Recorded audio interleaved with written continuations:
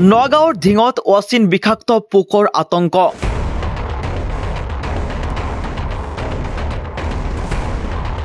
অচিন পোকে কামোৰাৰ ফলত এজন লোকৰ মৃত্যু। মৰিগাঁৱৰ যতীন শইকীয়া নামৰ লোকজনৰ মৃত্যু ঘটিছে। GMCHত চিকিৎসাধীন অৱস্থাত মৃত্যু বৰঙাবাৰীৰ যতীন শইকীয়াৰ। পোকৰ কামোৰত অসুস্থ কেইবাজনৰ পুৰুষ মহিলা। পোকে কামোৰা ৰোগীক উন্নত চিকিৎসাৰ পৰামৰ্শ চিকিৎসকৰ। গা ধুই থাকোঁতে পোক এটাই কামুৰিলে। তাৰপিছতে সেই প্ৰাইভেট স্কুলৰ পৰা চাকৰি কৰে, তালৈ গুচি গ'লগৈ। আহি পেলাই মানে যেতিয়া সন্ধ্যা হয় তেতিয়া বিষাইছে বুলি মানে তেওঁ ল'ৰাটোক চাবলৈ দিছে আৰু চাবলৈ পোক এটা দেখিছে হেৰি চিলভাৰ কালাৰৰ নিচিনা। আৰু তাতে এতিয়া মানে ফুলি পৰিছে এতিয়া জেগাখিনি আৰু ডিঙি চিঙি লৰাব পৰা নাই। এতিয়া কামোৰা 36 ঘণ্টা হৈছে।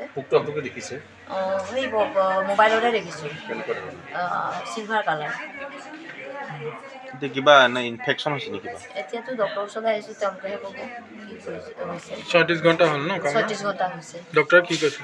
ডক্টৰে এতিয়ালৈকে একো কোৱা নাই। কামোৰাৰ পিছতো স্কুল ডিউটি কৰি আছে। নগাঁও ডক্টৰৰ লগত যোগাযোগ কৰিছে এতিয়া। কি বুলি কৈছে তেওঁলোকে? এতিয়ালৈকে ডিক্লাৰ দিয়া নাই কি কৈছে। প্ৰতিক্ৰিয়া মানে কি? খুব বিষ? বিষ ডিঙি চিঙি লৰাব নোৱাৰা হৈ গৈছে। আৰু যিটো কামুৰিছে সেইখিনি জেগা মঙহ নাইকিয়া, তাৰমানে উঠাই লৈ আহিছে ন? বিষ খোৱাৰ নিচিনা হৈ আছিলে তাৰমানে প্ৰথম। তাৰপিছত দেখিছোঁ ক'লাকৈ মাটিমাহৰ নিচিনা এটা গুটি এটা উঠিছিলে। গুটিটো জাষ্ট কালি আকৌ গধূলি মই বাইকত গ'লোঁ যে ঘৰলৈ, এতিয়া খুলি এতিয়া কি হৈছে আপোনালোকৰ অসুবিধাটো? এতিয়া বস্তুটো বিষ তাৰমানে আছেই আৰু বিষ এতিয়া তাৰমানে মাথালৈকে বিষ কৰা হৈছে। সেই বিষটো কিহৰ কাৰণে হৈছে আপোনাৰ? এইটো পাই হৈছে। এইটো কি কিবা কামুৰিছে নেকি? কিবা কামুৰিছে নে কি? এতিয়া পোকে হ'ব চাগে। পোকটো দেখা পাইছে নেকি বাৰু? দেখা পাইছোঁ, কালি মাৰিছোঁ। আচ্ছা, পোকটো দেখা পাইছে।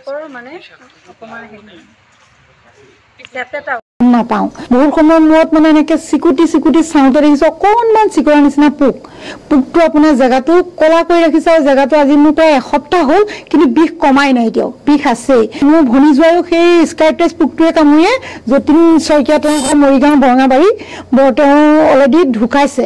সেই তাৰপিছত সেইদিনাখন আগদিনা ৰাতি আপোনাৰ আবেলি সময়ত 4টা বজাত GMCলৈ অনা হৈছে, পিছদিনা ৰাতিপুৱা 7টা বজাত ঢুকালেই। গাঁৱতো বহুত মানুহক কামুৰিছে এইটো পোকে। আৰু বিষটো